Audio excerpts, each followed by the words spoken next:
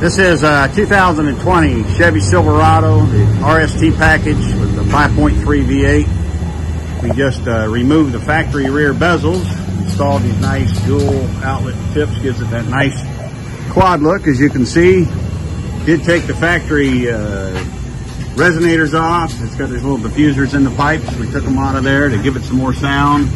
Put a single chamber V-tube on there. Everything stock up front. Give it some good rumble. That's what everybody's looking for.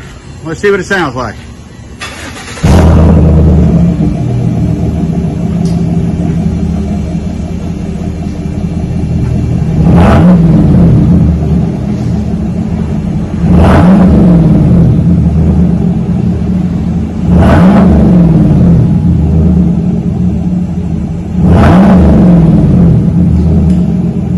Well, that woke it up.